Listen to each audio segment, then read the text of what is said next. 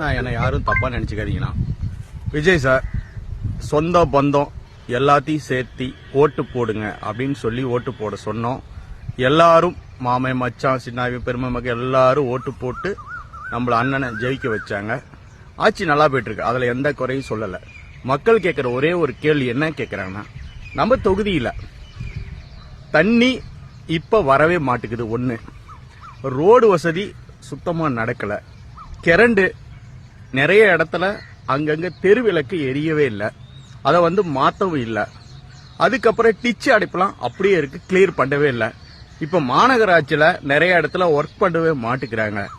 இந்த 120 130 நாளுக்குள்ள ஒரு வேலையும் நடக்கல.